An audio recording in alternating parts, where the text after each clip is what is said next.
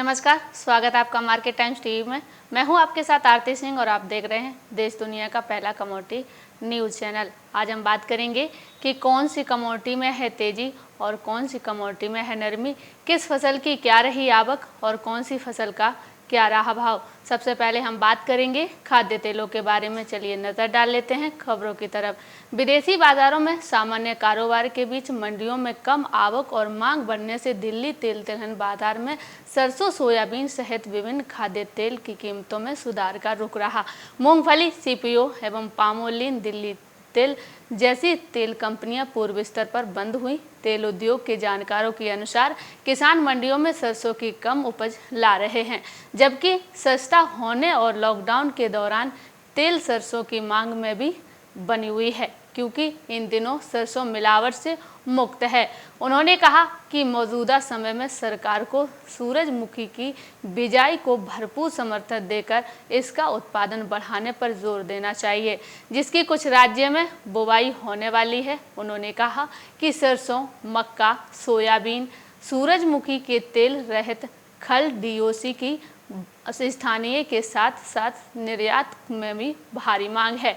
ये तो हमने बात की थी खाद्य तेलों की। जैसे कि हमने आपको बताया कि मूंगफली, सीपीओ एवं पामोलिन दिल्ली तेल तिलहन जैसी तेल कीमतों में पूर्व स्तर पर बंद हुई। तेल उद्योग के जानकारों के अनुसार किसान मंडियों में सरसों की कम उपज ला रहे हैं, जबकि सस्ता होने और लॉकडाउन के दौरान तेल सरसों की मांग में भी बनी हुई है, क्योंकि इन दिनों सरसों मिलावट से मुक्त है। उन्होंने कहा कि मौजूदा समय में सरकार को सूरजमुखी की बिजाई को भरपूर समर्थन देकर इसका उत्पादन बढ़ाने पर जोर देना चाहिए, जिसकी कुछ राज्यों में बुवाई होने वाली है। इसी के साथ आगे बढ़ते हैं और नज़र डाल लेते हैं अगली खबर की तरफ, जो कि जौ और सरसों की है।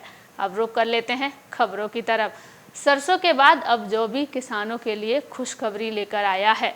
मार्केट में आते ही जौ के रेट भी एमएसपी से पार हो गए हैं। सरसों के रेट तो लगातार बढ़ रहे हैं। केंद्र सरकार ने सरसों का न्यूनतम समर्थन मूल्य इस बार 4650 रुपये प्रति क्विंटल रखा है।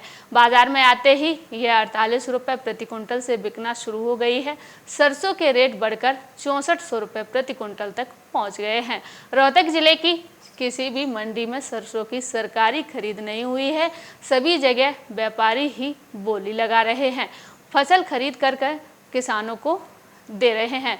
इस बार जौ की खरीद के लिए रोहतक की नई अनाज मंडी को अधिकृत किया गया था। सारे जिले की किसानों ने यही फसल बेचनी थी, लेकिन बाजार में फसल आते ही जौ के रेट भी बढ़ गए। जौ का एमएसपी 1600 रुपये प्रति क्विंटल निर्धारित किया गया था। खुले बाजार में ये 48 रुपये प्रति क्विंटल बिक रही है। नई अनाज मंडी में अब तक 48,000 कुंटल सरसों और 3,000 कुंटल जौ बिक चुकी है। सरसों ने तो किसानों को काफ़ी फायदा पहुंचाया है। माहिरों के मुताबिक सरसों की मांग में बेतहाशा बढ़ोतरी की वजह से उसके रेट लगातार बढ़ रहे हैं। राजस्थान में तो रेट 6600 रुपये प्रति क्विंटल तक जा पहुँचे हैं। पिछले साल मिलों के पास बिल्कुल सरसों नहीं थी। दूसरी तरफ सरकार ने भी खाद्य तेलों का आयात घटा दिया, जिसके चलते नवंबर 2020 में सरसों के तेल की कीमतों में भारी बढ़ोतरी हुई थी, क्योंकि बाजार में सरसों बिल्कुल नहीं थी। इसी के चलते नई फसल मार्केट में आते ही उसके रेट काफ़ी ज़्यादा मिले। सरसों के बाद जौ का रेट भी ज़्यादा है। दोनों फसलें एमएसपी से ऊपर बिक रही हैं। पिछले साल सरसों की किल्लत के चलते इस बार फसल आते ही इसका रेट ज़्यादा हो गया था। ये तो हमने बात की थी जौ और सरसों की। जैसे कि हमने आपको बताया कि सरसों के रेट तो लगातार बढ़ ही रहे हैं। केंद्र सरकार ने सरसों का न्यूनतम समर्थन मूल्य इस बार 4650 रुपये प्रति क्विंटल तय किया है।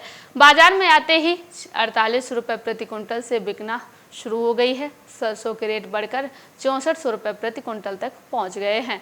आपको बता दें कि एक बार फिर जौ की खरीद के लिए रोहतक की नई अनाज मंडी को अधिकृत किया गया था। सारे जिले के किसानों ने यही फसल बेचनी थी, लेकिन बाजार में फसल आते ही जौ के रेट भी बढ़ गए हैं। जौ का एमएसपी 1600 रुपये प्रति क्विंटल निर्धारित किया गया था। खुले बाजार में ये 48 रुपये प्रति क्विंटल तक बिक रही है। इसी के साथ आगे बढ़ते हैं और नज़र डाल लेते हैं अगली खबर की तरफ, जो कि सोया तेल की है। अब रुख कर लेते हैं खबरों की तरफ। शाजापुर में कोरोना के चलते जनजीवन अस्त व्यस्त हो गया है।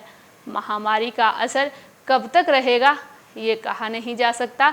लोग पहले ही परेशान हैं, उधर से लोगों पर महंगाई की भी मार पड़ रही है। सबसे ज़्यादा खाने के तेल में इजाफा हुआ है। पिछले साल मार्च में जो तेल का डिब्बा 1300 रुपये के करीब मिल रहा था, वह अब 21 रुपये से ज़्यादा मिल रहा है। खेरची में तेल 145 रुपये लीटर हो गया है। इधर सब्जी और फलों के दाम में भी बढ़ोतरी हो गई है। जिले में गत खरीफ सीजन में बीमारियों एवं कीट व्याधियों के चलते फसलों को नुकसान हुआ है। जिले में भी सोयाबीन सहित अन्य उत्पादन पर विपरीत असर पड़ा है। फसल बिगड़ने के असर से दालों के दामों में भी लगातार उतार चढ़ाव का दौर देखने को मिल रहा है होने से लोगों के समक्ष दिक्कतें खड़ी हो रही हैं। वहीं सबसे ज़्यादा समस्या सोया तेल को लेकर चल रही है। लोग सोयाबीन तेल का ही ज़्यादातर रसोई में उपयोग करते हैं। इस तेल पर 1-2 रुपये का उतार चढ़ाव से ज़्यादा फर्क नहीं पड़ता है, लेकिन सोया तेल ने दाम बढ़ने के मामले में अब तक के सारे रिकॉर्ड तोड़ दिए हैं। जो तेल गत वर्ष इस समय तक 80 से 90 रुपये लीटर के आसपास मिल रहा था, वही अब इसके दाम काफ़ी बढ़ चुके हैं। तेल में तब से लेकर अब तक 60 से 65 रुपये लीटर तक का इजाफा हो गया है। आपको बता दें कि बाजार में सोया तेल 145 रुपये लीटर तक चल रहे हैं। व्यापारियों के मुताबिक खाद्य तेलों के दामों में उतार चढ़ाव राष्ट्रीय और अंतर्राष्ट्रीय परिस्थितियों पर भी काफ़ी हद तक निर्भर करता है, जिसमें डीओसी की मांग आदि शामिल हैं। वहीं दलहनी फसलों के उत्पादन पर भी काफ़ी हद तक दाम निर्भर रहते हैं। फिलहाल दाम इसी तरह रहने के आसार हैं। ये तो हमने बात की थी सोया तेल की। जैसे कि हमने आपको बताया कि सबसे ज़्यादा खाने के तेल में इजाफा हुआ है। पिछले साल मार्च में जो तेल का डिब्बा 1300 रुपये के करीब मिल रहा था, वह अब 21 रुपये से ज़्यादा में मिलने लगा है। खेरची में तेल 145 रुपये लीटर हो गया है। इधर सब्जी और फलों के दाम भी चढ़ चुके हैं। आपको बता दें कि फसल बिगड़ने के असर से दालों के दाम में भी लगातार उतार चढ़ाव का दौर चालू है। दाल के दाम में इजाफा होने से आम लोगों के समक्ष दिक्कतें आ रही हैं। वहीं सबसे ज़्यादा समस्या सोयाबीन तेल को लेकर चल रही है। लोग सोयाबीन तेल का ही ज़्यादातर रसोई में उपयोग करते हैं। इस तेल पर 1-2 रुपये का उतार चढ़ाव देखने को मिलता था, लेकिन सोया तेल ने दाम के मामले में अब तक के सारे रिकॉर्ड तोड़ दिए हैं। इसी के साथ आगे बढ़ते हैं और नज़र डाल लेते हैं अगली खबर की तरफ, जो कि धान की है। अब नज़र डाल लेते हैं खबर की तरफ। उत्तर प्रदेश सरकार और कृषि वैज्ञानिक करीब 27 साल पुराने काला नमक चावल का रकबा बढ़ाने की कोशिश में जुट गए हैं। स्वाद और दाम में बासमती को मात देने वाले इस धान का रकबा इस बार 45,000 से बढ़कर 50,000 हेक्टेयर होने की संभावना है। ये चावल सिद्धार्थनगर, गोरखपुर, महाराजगंज, बस्ती और संतकरीब नगर जिलों का एक उत्पादक घोषित हो चुका है। गेहूं की कटाई के बाद गोरखपुर और आसपास के जिलों में इसकी खेती की तैयारियां शुरू होने वाली हैं। इसकी सबसे अच्छी किस्त काला नमक किरण है, जो 145 दिन में तैयार हो जाती है। इसका डंठल 95 सेंटीमीटर है, यानी ये बौनी है, इसीलिए इसमें 50 से 60 क्विंटल प्रति हेक्टेयर तक पैदावार होगी। सुगंध से भरपूर है। योगी आदित्यनाथ सरकार ने पहली बार काला नमक चावल महोत्सव करवाया है। इस चावल को दुनिया भर में पहचान दिलाने वाले कृषि वैज्ञानिक ने 3 दिन के इस महोत्सव में किसान, एग्री मार्केटिंग प्रतिनिधि एवं प्रोसेसिंग करने वाले एक साथ मिले थे। सबने एक दूसरे की ज़रूरत समझी।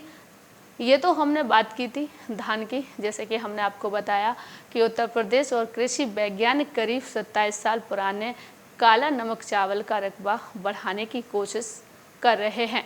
आपको बता दें कि स्वाद और दाम में बासमती को मात देने वाले इस धान का रकबा इस बार 45,000 से बढ़कर 50,000 हेक्टेयर होने की संभावना है। ये चावल सिद्धार्थनगर, गोरखपुर, महाराजगंज, बस्ती और संतकरीब नगर जिलों का एक जिला एक उत्पाद घोषित हो चुका है। गेहूं की कटाई के बाद गोरखपुर और आसपास के जिलों में इसकी खेती की तैयारियां शुरू होने वाली हैं।